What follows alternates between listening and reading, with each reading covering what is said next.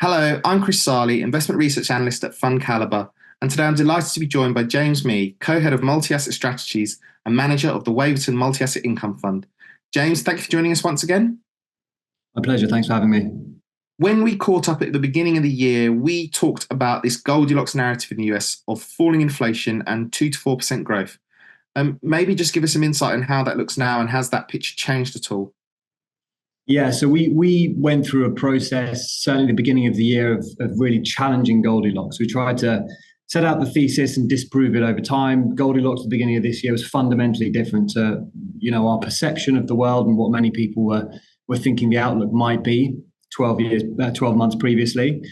How's it panned out? So we think about US growth to begin with, that's really been fairly consistent with that Goldilocks narrative. So thinking about growth in particular, the consumer, generally a fairly healthy position across most of the major economies, actually, not just the US. The unemployment rate is low, real income growth is above average. You're seeing real wages and real wealth growth, certainly in the US.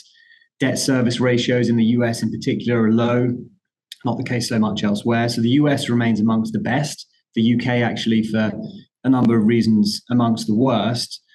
Ultimately, consumer data, household spending will deteriorate most rapidly in periods of economic stress, so recession. And so we're watching employment lead indicators very closely for any indication of this. Some of the lead indicators that we're looking at have rolled over. And so our antennae are up. But at the moment, it's a pretty fully, employment is pretty full, across most countries and regions. From a business perspective, confidence in the US in particular is good. We've seen a cyclical pickup in construction spending, catalyzed really by some of those major infrastructure bills, but in particular the CHIPS Act in the US. There's been a pickup in non-residential construction spending in the US. That's really been tech-related investment, building structures to put these GPUs, NVIDIA-produced GPUs into. But it's not all rosy on the business side of things. So the manufacturing economy actually remains broadly in recession in the US and elsewhere. Some of the indications or indicators that we look at of smaller businesses suggesting that they're looking to slow spending in the next 6 months. So their CapEx intentions, capital spending intentions, look to be slowing.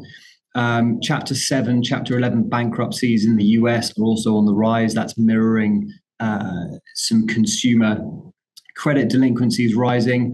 Those consumer credit delinquencies have risen only back to pre-COVID levels, so they've normalized, if you like, but we're watching for any further upward move in those.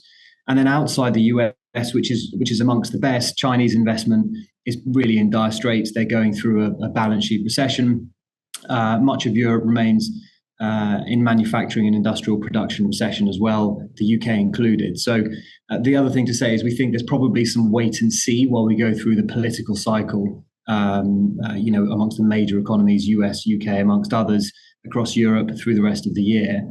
And then in terms of the government sort of impetus to GDP growth, it remains relatively elevated in the US and in the UK, as we would expect in a political cycle, or where we are in the political cycle in election years. China is spending on a more targeted fashion. Arguably, they need to be more broad brush than that rather than whack-a-mole, given that they're going through a balance sheet recession, but that is the policy that they're following. In Europe, due to fiscal rules, there are some demands on France, Italy, amongst others, to bring deficits down and bring their debt levels down. Post-election spending will clearly have budgetary and fiscal and debt consequences, US, UK, Europe, elsewhere. It's unlikely we'll see a material reduction in the deficit across the major economies. And in Europe, where the politics actually is skewing right, we could even see less fiscal discipline. So it'd be interesting to see how that plays out. So there's definitely a challenge to that Goldilocks narrative in Europe. The US is a real wildcard there. So a Trump presidency, if we assume there's a 60+% probability that he becomes president, which is what the betting odds have today, with further tariffs, fewer immigrants feeding into the working population, we could see inflation rise again. Certainly we expect that the market will begin to price this probably as we go through the next quarter, certainly within the second half of the year. So where does that leave us on the growth front? I think that, on the growth side of that Goldilocks narrative, the growth dynamic is not as favorable as it was coming into the year. And that you can actually see that reflected in the Atlanta Fed GDP Now estimate for Q2 GDP growth.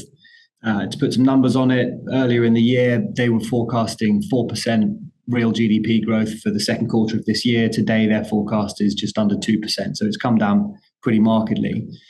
The other side of that Goldilocks narrative is inflation. So we still expect inflation to come down at a headline level. UK inflation, if you look at the subcomponents, is falling in almost every subcomponent there is. European inflation is following a pretty similar dynamic as well. The US is a bit more of a mixed picture, and our lead indicator for US headline inflation is suggesting continued cyclical support to prices from commodities and supply chain issues as well. But rents amongst properties, vehicle insurance, and others ought to bring inflation down on a sort of 12 to 18 month view, all else equal. So not taking account of the Trump presidency. So growth slowing, inflation coming down less rapidly, Goldilocks is clearly challenged. But actually, this sort of backdrop tends to favor the sorts of businesses that we invest in. So high quality businesses, predictable free cash flows, high returns on capital, low leverage, the sort of, what we would describe as core and quality companies. And so we carry a fairly neutral equity risk position in the fund at 52% in equities, but very much, towards that quality end of the spectrum. You've given us quite an insight there into sort of the outlook for both the US and sort of other markets. I wanted to touch a bit on UK and Europe. These are areas where perhaps inflation has fallen a bit further or faster than expected when compared to the US. Maybe just talk us through what impact that's had on the portfolio in any way. Yeah, so did the inflation coming down rapidly surprise us? Our leading indicators were telling us that inflation would rise rapidly. They also told us that inflation would come down rapidly. It's that same lead indicator which actually is starting to rise again now, suggesting that inflation could well be supported from a cyclical perspective in the short term. The impact of 30-year fixed mortgages in the US, that makes that economy less rate sensitive, not necessarily less inflation sensitive. What's interesting is the UK and Europe appear to have been less rate sensitive than we would have expected so far. So we would have anticipated that we would be in a a recession or a deeper recession. But because we have generally termed out our mortgage debts, the large cap companies, multinational companies have also fixed their debts at low rates for longer. Has protected the economy somewhat. Ultimately, higher rates for longer periods of time, the longer we go on with higher rates, they do feed into the economy at some point. And that probably is part of the reason why some of the business dynamics that we're seeing in terms of investment, this wait and see approach, is starting to feed through as well. Have the inflation dynamics led us to allocate more to the UK and Europe? Not really. It's not how we do things. We don't make top-down regional calls. So the way we allocate to companies within the equity portion of the multi-asset funds is really fundamentally driven from bottom-up research. So we own shares and businesses that we think have a compelling outlook over time, clearly diversified globally across sectors, styles, currencies, etc. Today, the portfolio carries about 9% in each of Europe and the UK. That's much less than many of our peers will carry, but it's high for us, looking at our history and the history of the fund going back almost 10 years now. The idiosyncratic nature of what we're looking for means that we pick up quite a few different types of company. But a few examples, just to put some names on it. So Persimmon, UK house builder, Redrow, UK house builder. These have been additions to the portfolio just about 12 months ago. So UK house builders, Persimmon is tilted to the first time buyer market. Generally with a lower average selling price, substantial land bank, we think, pretty favorable policy backdrop and dynamic with a change in government upcoming potentially. Redrow, similar policy dynamics we think support the thesis, but they're higher up the quality spectrum in terms of buyers. 30% of sales are cash. They tend not to be first-time buyers. There's a higher price point, etc. Actually, Redrow has been bid for by Barratt, so we expect that to complete soon. That's now a small allocation within the fund. Ibstock, again, a UK domestic business. It provides inputs, primarily bricks, into that residential construction market, amongst others, benefiting from some of that same policy impetus and policy cycle that I mentioned about the house builders, but substantially more operational gearing. And so should pick up more of the upside as and when those orders start to come through. And they're very well positioned to take volume share. They invested heavily in 2021, 2022 in expanding their capacity. And so they're sort of in a build it and they will come mentality and ready to go.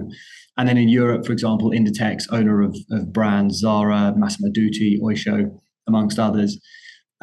We've owned this business for, I think, about 2 years. It's a best-in-class inventory company, working capital management, an early adopter of technological solutions to improve productivity. Supply chains are kept relatively local, and they have a very clear strategy for expansion going forward in the US in particular, but elsewhere as well. So, it's important to stress we're not top-down allocators, as far as regional equities go. Ultimately, everything we own will fulfill the quality criteria that I mentioned that we're looking for. So durable competitive advantage, opportunity to grow free cash flow, most importantly, not just accounting earnings, but free cash flow, a very well-aligned management team, a well-constituted board, critically important that management and the board are aligned towards shareholder outcomes, to minimize that principal and agent problem, and ultimately at an appropriate valuation as well. We touched on a number of your equity holdings there, but obviously this is a fund that's multi-asset in nature, and part of that exposure is an allocation to alternatives. Now, clearly these have been quite popular in the sort of post-QE era where people are searching for income, but maybe just talk us through what your exposure looks like in terms of the subsectors that comprise alternatives and just an outlook for the region as well, for the sector as well. Yeah, exactly right. So since inception of this fund, going back almost 10 years, we have had roughly 20% in alternatives one way or another. We segment alternatives into real assets, so long only return seeking alternatives, and subcomponents within that would be property, infrastructure, commodity, specialist lending, and asset finance. And then the other segment would be absolute return. So real assets and absolute return. Absolute return is a sort of cash plus protect capital way to think about how we're allocated to that space as well. Within the multi-asset income fund, we're principally invested in real assets, partly for the income, as you've said, but fundamentally we think that with a long-term time horizon, many of the companies that we own are either explicitly or implicitly linked to inflation, explicitly linked cash flows, implicitly linked market price moves. And so when we think about growing capital over time and providing a sustainable income, two of our key objectives in this fund, real assets fulfill a portion of the portfolio. We tend to be specialist. Again, it's a bottom-up constructed portfolio, so we don't own large swathes of the property market, for example. The commercial property market would be much more targeted than that. So, we have 4% of the entire fund in property assets. In real estate, examples would include PRS.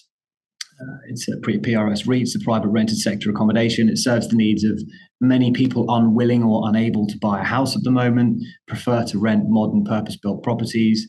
They've got just over 5,300 completed homes. They've got a further just under 300 under construction. And once those are constructed in the portfolio, we expect some uplift to NAV, net asset value. They get 100% rent collection.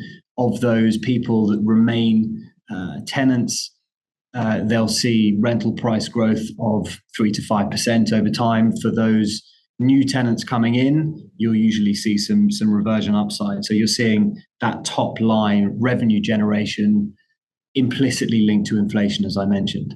Empiric Student Property is another example. It's a company that we bought earlier this year, student living assets across the UK, let out to both British and international students, upward only rents, 100% occupancy with a relatively new management team that are highly incentivized to improve operating ratios in the business, close the discount to that net asset number, which is currently running at 20%. So we see 50% upside to that name on a 3 to 5 year period as well.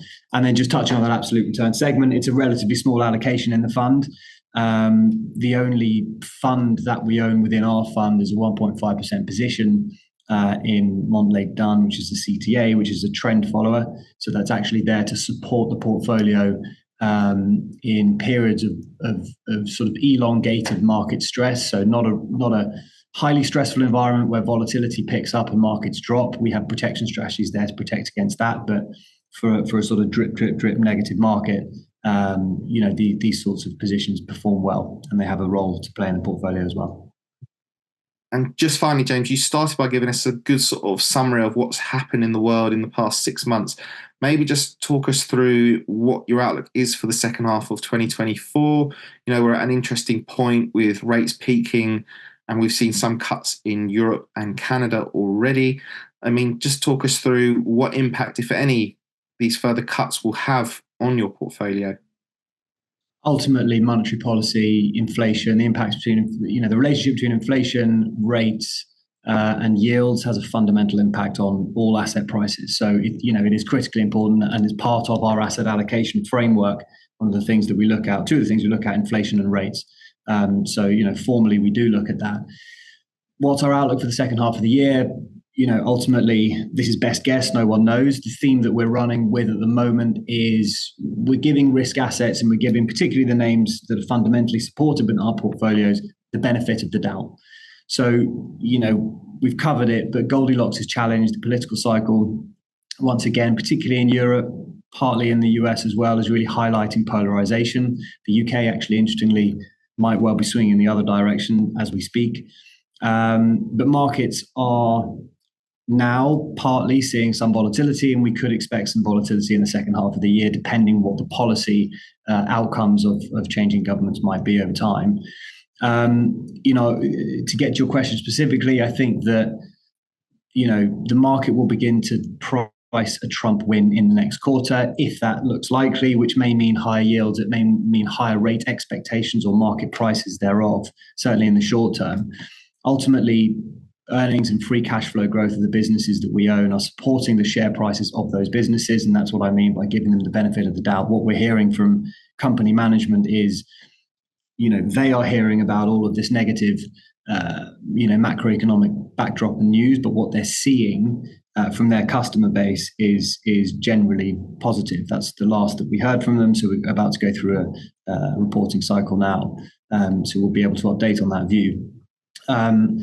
We continue to see a path towards lower inflation a bit further out, 12 to 18 month view, as discussed. So we remain 52% in equities, roughly 20% in both alternatives and fixed income, and 8% in cash. Thanks for joining us once again, James. Thank you. And if you'd like to learn more about the Waverton Multi-Asset Income Fund, please visit fundcalibre.com.